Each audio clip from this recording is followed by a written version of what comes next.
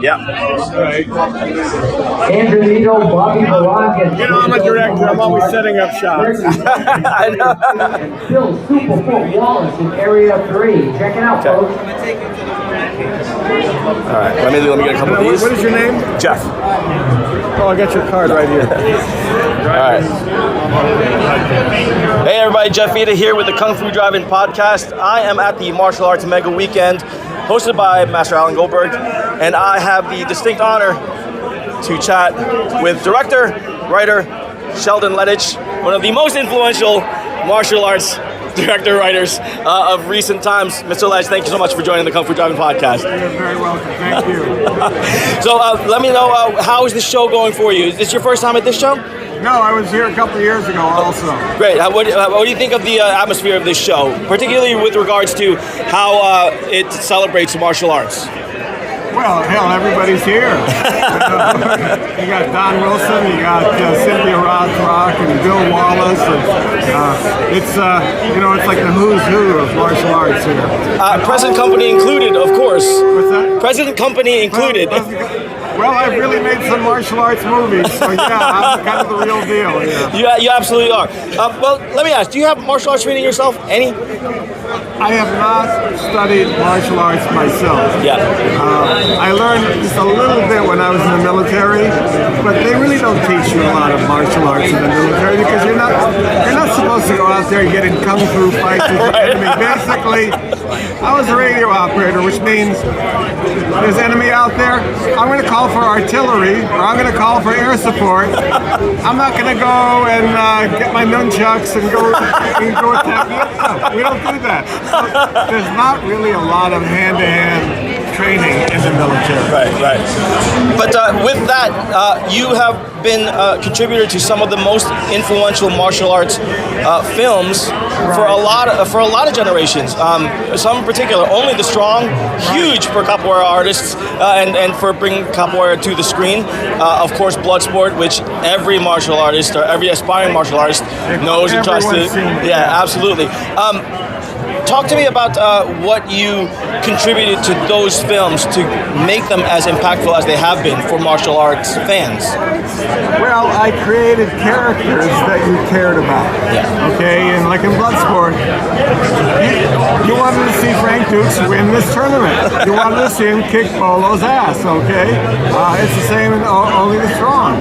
We basically built it up so that the good guy is great, the bad guy is really dastardly and hateful, and that gets the audience worked up so that when they finally confront each other at the end, everybody goes crazy. They want to see what's going to happen. They want to see Jean-Claude kick Bolo's ass, right? Because Bolo really pissed us off. Bolo messed up Jean-Claude's friend, and in Double Impact, Bolo beat the shit out of Chad.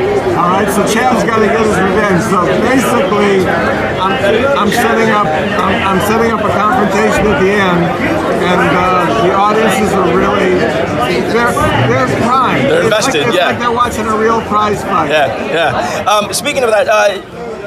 I was just talking to Don Dragon Wilson earlier, and he's gotten into some heated exchanges about the veracity of some of Frank Dukes' claims. That you've been upfront with what Frank Dukes has and hasn't done, right? And what do you think about how Bloodsport then has kind of elevated him to that fictional level?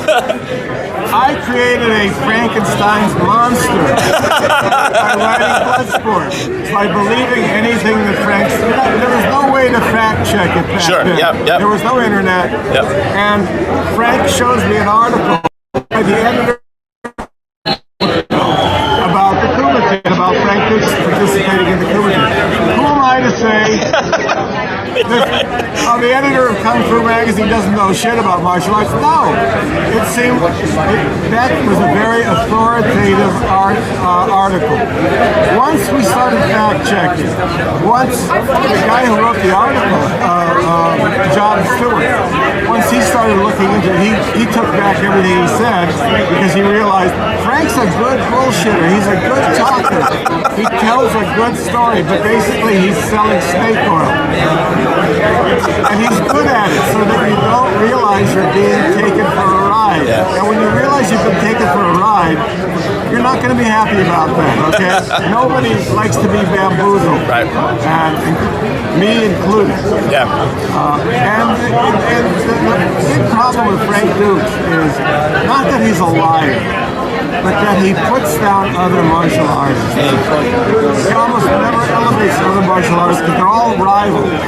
Like a while back, he was saying that Don Wilson never legitimately won a single fight, and he was paying off his opponents to take a dive. Now, Don, there's footage of Don Wilson fighting people, okay? There's footage of him winning bouts. There's records that have been kept of Don Wilson. There's nothing on Frank Dukes. Nobody has ever seen him in a competitive match. The only fight that anybody ever witnessed was when Zane Frazier knocked him to the ground with one punch. Okay? One punch. Right. And then Frank, of course, had to elevate the story and save face by saying, well, Zane Frazier used brass knuckles. But there were witnesses, and nobody saw any brass knuckles. Okay, basically, Zane took him down with one punch. I was friends with Frank around that time. I visited him in the hospital at Cedars-Sinai, and that's no bullshit. He got his head caved in. Okay, Wow. I saw the stitches. I saw where the surgeons went in and had to remove part of his skull to do a repair. Wow. And his eye was messed up after he could not close one eyelid, and they put some weights in the eyelid so the eyelid would close. So that was all real. That was the one fight that anybody has seen Frank Dukes participate in. He lost it. He lost it, and he was damaged.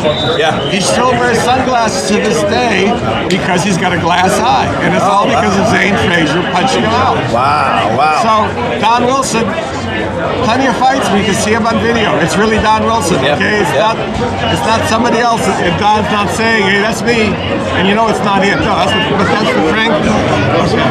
So yeah, I've got issues with Frank Dukes, and now he's been. I got Frank Dukes involved with the Quest. Jean-Claude came to me first, wanted me to co-write and co-direct the Quest. I was busy doing other projects, so I said, "Hey, Jean-Claude, what about Frank Dukes? He's got a great imagination. Why don't you?" And he knows a lot about martial arts. Keep talking. Oh, keep talking. Okay, sounds like the perfect guy to write the BLOODSPORT script. So I got him this gig. Jean-Claude got him hired. It was a Writers Guild project. And how does he repay us? He's been calling me a liar, saying that I stole the BLOODSPORT script from him, saying that Jean-Claude promised him profit participation and then didn't pay him, and then sues him. Jean-Claude gets him a gig, gets him paid. He's getting residuals to this very day, and Frank Dukes sues Jean-Claude, who is supposedly his friend, and loses the case. Wow. Loses the case because he had no case. All right, so basically, it was all about extortion. Frank Dukes was trying to extort money from Jean-Claude, who was a deep pockets movie star. Wow. Who had money, all right, and that's what that was all about. Well, on to the good side of those things, your relationship with Jean-Claude Van Damme. Together you produced some great things. What was that relationship like, and how did you start working with him? Sorry, it's been a little noisy. It's a little loud, yeah. We have to repeat that.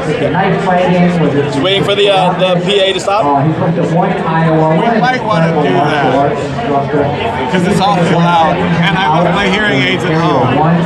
Also, We have some water. Yep.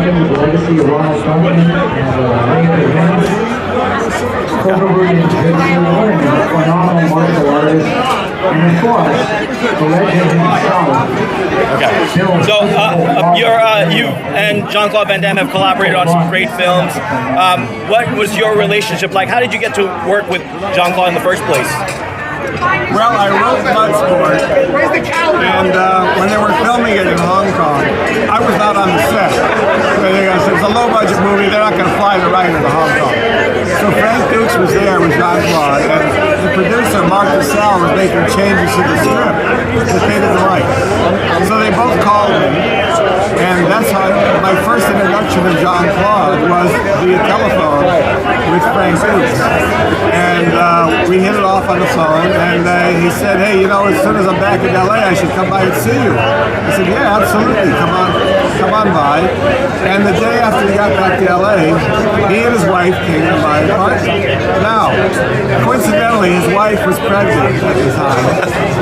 Got me here. My wife was also pregnant at the same time, so they got along even better than Jean-Claude and I did. So we got to be good friends. Our wives got to be good friends. And we just had very similar sensibilities as far as movies, as the kind of movies that we wanted to make. We were both fans of Charles Bronson movie called Hard Times. And we actually ended up emulating Hard Times with Lionheart. Lionheart's very similar. Yep. James Coburn played the manager in that one, and we had Harrison Page in our version. And so we were just congruent with a lot of our feelings about movies, the kinds of movies we wanted to make. Now, you said it was a low-budget film, Bloodsport. Were you aware of? Did you have any inkling at all of the kind of impact that film would have on the industry, particularly for martial artists? No, we had our fantasies. When you're a young filmmaker, you want to believe that your movie's going to end up being Star Wars or something like that. Okay, we all harbor those fantasies. Although in quiet moments we realize, this movie's never going to be huge like that. We'll be lucky if it even gets made. And with Bloodsport, we felt very lucky that it was even getting made. It got made as a low-budget movie by Canon Films, low-budget company. People seem to think that Bloodsport made my writing career. Not true at all, because I had written Rambo 3 before I wrote Bloodsport. And that really made my career. Bloodsport, none of the studios are paying any attention to Bloodsport. It's a low-budget, choppy-socky movie made by Canon Films. They didn't give a shit about Bloodsport. But it did give Jean-Claude his entree into the film business. At least he was the lead actor in a movie, and it happened to be a successful movie. It was more successful than anybody had anticipated. In fact, if you read my book here, my book, From Vietnam to Van Damme, I talk all about it. There's a lot of details, too much detail to go into here on the podcast. Yep. But basically, the studio did not expect it to make any money. The studio was going to put it straight to VHS, straight to video. Right. And we're talking about back in the 1980s, where nothing went straight to video unless it was a really low-budget piece of shit. Right. Malcolm Roland did not believe in Jean-Claude. Oh, really? Wow. He did not. Wow. He said, because I tried to do another movie there with Jean-Claude, and this is before Bloodsport came out. Right, okay. And Menachem, and I'm quoting him, he said, Van Damme is not a movie star. Van Damme is poison. Van Damme is poison. He did not want to use him in another movie. Wow. He wanted to use Michael Dudikoff instead. Oh, interesting. Yeah. Wow. Because Michael Dudikoff was their American ninja guy at the time. Yeah. And of course he had to change his tune. He basically had his tail between his legs after they opened Bloodsport. And they weren't even going to open Bloodsport in theaters. And they got convinced to open it in theaters by a French distributor named Sammy Hadida. And Sammy had a company called Metropolitan Film Expo. Sammy ended up releasing No Retreat, No Surrender in France, which they called Karate Tiger. And it did really well. And so Sammy calls Menachem and says, hey, I hear you have a movie with Van Damme, and you don't want to release it in theaters. Let me buy it from you, and I'll put it in theaters in France. So that got Menachem thinking, well, maybe we ought to take a chance. So they opened it on the west coast of the U.S., like California, Washington, and Oregon. And not that many theaters. It did surprisingly well. Wow. Yep. And then they opened it up in the rest of the country, and it did really well also. That's awesome. Are there any other martial art stories left in your tank? Is there anything that you're pursuing along those lines? Well, I've come up with a number of them. I've written a number of scripts. I'm about to make a movie with Michael Jai White and his wife, Gillian awesome. White. Awesome. But Gillian is going to be the star of the movie. It's a female action star. She's fantastic. And the movie's called Lioness. Cool. And she's great. So hopefully we'll be making that sometime later this year. Awesome. And you're an author or a book? What do you have going on with this? Somebody, a journalist actually wrote the book, and it's been selling quite well, and it fills in all the blanks and all the details about these movies that I've been talking about. So I would highly recommend it. If you want to hear it, or you want to know a little bit more information, get the book. It's available on Amazon and on BarnesandNoble.com. Perfect. What else do you have in the works then that you can talk about? Well, hopefully, Warrior Island. Okay, here we go. Warrior Island. I'll be writing the script for very soon, and if we get the movie together, who knows, I might be directing it also. But for right now, I'm being hired to write the screenplay, and we'll see how it goes with that. Awesome. So that's on the agenda right now. Very cool. Sheldon, Lettich, thank you so much for your time. Thank you for Bloodsport, and thank you for Only the Strong and all the other stuff that you've been involved with. You've inspired a lot of martial artists, whether you know it or not. I do know it. They get in touch with me. They track me down. And I say thank you. That's awesome, and thank you for being on the show. It's great to finally meet you. Best of luck with everything you have going on. Very good. Thank you. All right. Awesome. Good interview. Thank you so much. Thank you very much. Oh, good thing I had this on.